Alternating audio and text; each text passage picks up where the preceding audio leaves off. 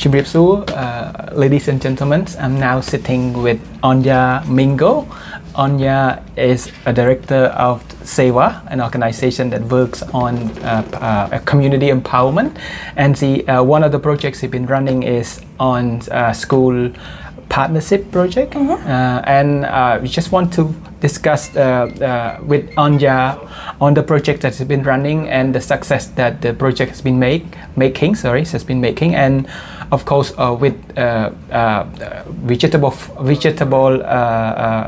installation that have been done to the state school, and then we have learned a great deal of the projects and want to learn more about the projects. That's why we come here with Anya. Anya, can you introduce yourself a little bit? Maybe I missed some points. Well, thank you so much for having me here. So I'm Anya Minko. I've lived in Cambodia for over 20 years, and now I am currently the director of SEVA, which stands for Socio-Economic Vision Alliance. It is a Cambodian NGO, and we focus on community empowerment, more specifically through the installation of vegetable gardens in Cambodian state schools. And I'm also a practicing artist. I love to paint. So that is also what I do as well. Yep. Anya, thank you for your very brief but very insightful introduction to yourself and the works of the organization you've been running. One of the projects that you mentioned, like also introduced to our audience as well, so on vegetable garden installments at state schools. So can you tell us, since the organization started, it works in 2021 until now, how it's been going now? Yes, so the project that I've been working on is the Partnership School project, and it was a project that actually started in 2023, a 2-year pilot project, and it's been a very successful pilot project.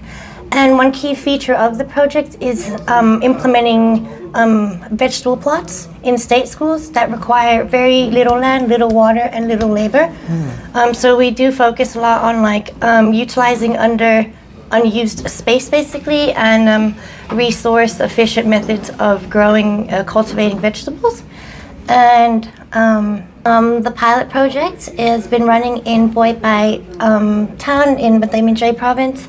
The 2 beneficiary schools have done very well, and one even was recently selected and awarded by the Ministry of Education, Youth and Sports.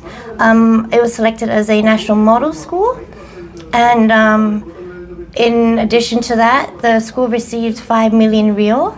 And the school received this award based on 5 indicators. And as a result of the hard work and dedication of Samaki Meanchey Primary School and also the Partnership School project, the school was awarded this award based on 5 key indicators, and one being student performance, 2 teaching and learning management, 3 community engagement, 4 school operation and management, and 5 school responsibility.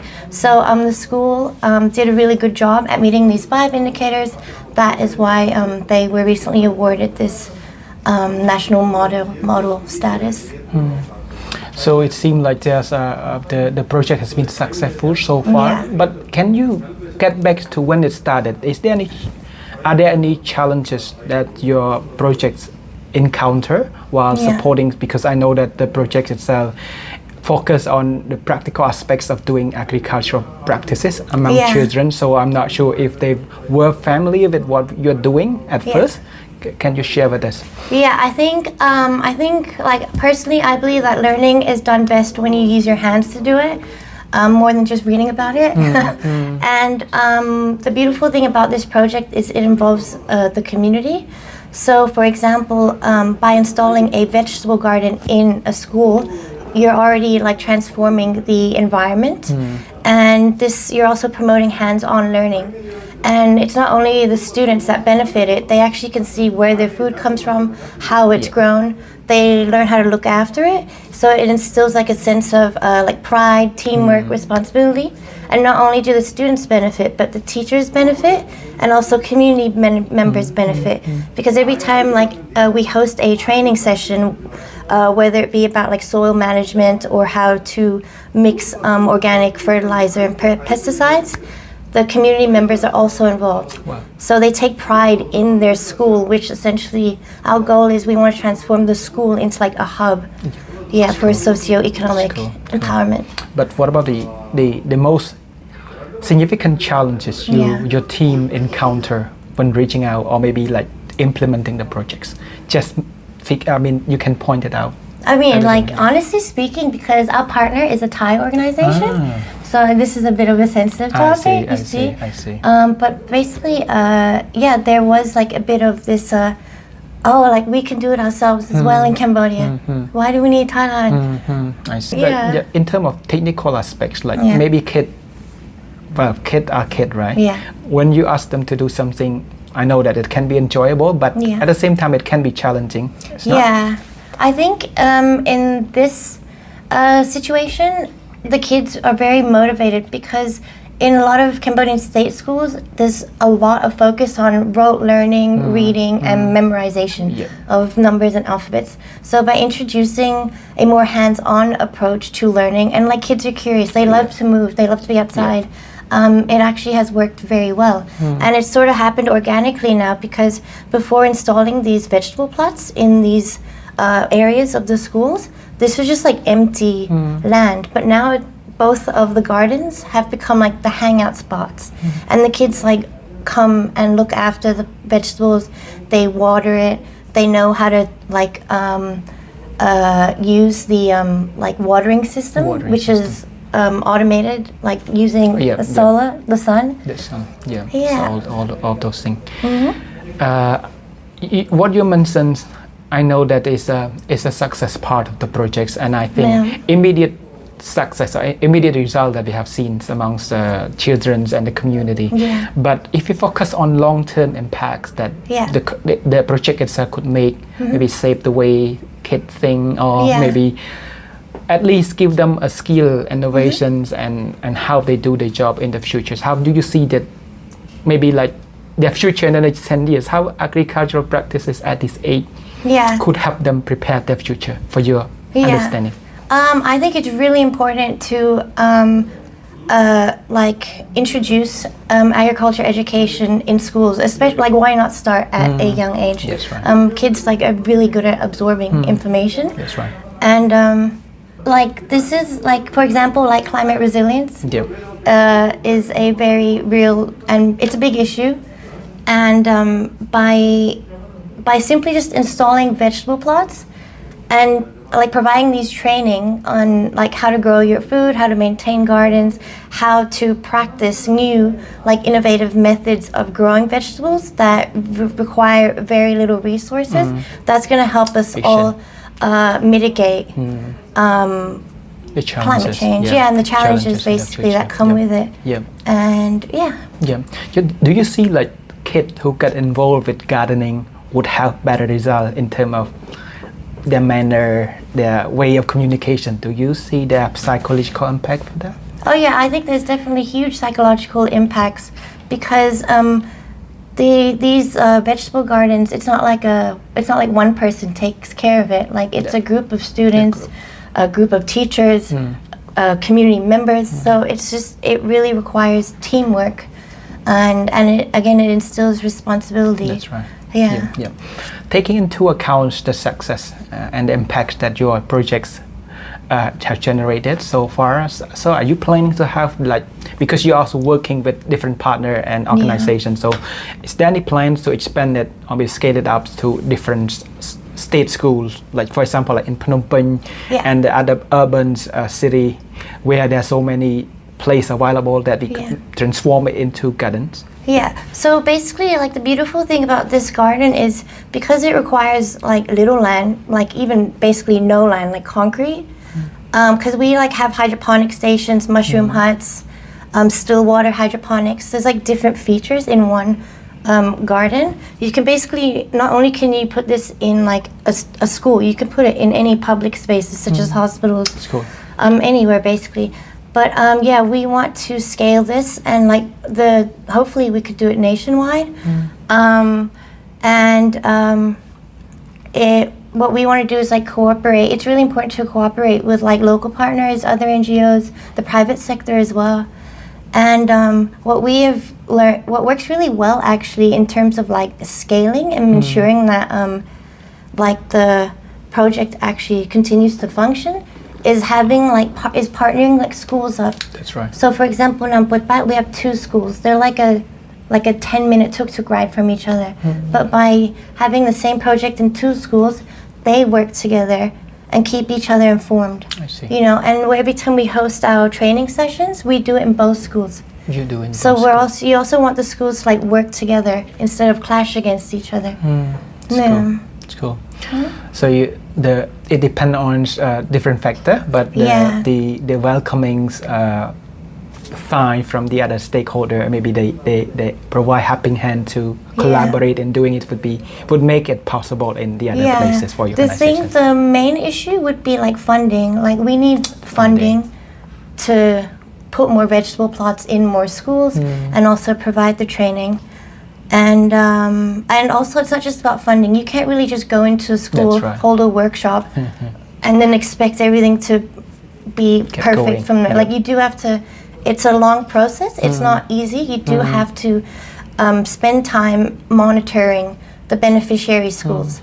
That's just the way it is. But if you want something to work, you just have to basically care for it and not walk away from it. So you do have to do your monthly or bi-monthly regular checkups, you know. And when you do that, you provide ongoing training, and also you will have cases where there'll be like certain principals that are really motivated. Like they're like, oh, we love this. We see the positive impacts of this. And some, it's just the way it is, aren't as into it. And that's just, there's not much you can do about that. But I think like ongoing tracking is very important. Yeah. If there's going to be like more funding, for example, like which part of Cambodia beside Poipet would be your first target?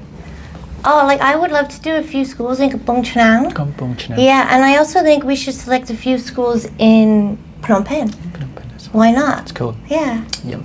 So what are the role of guardian, student guardian and parents when it comes to this project? Do you see they have other role? Because we talk about organization, we talk about school, we talk about state.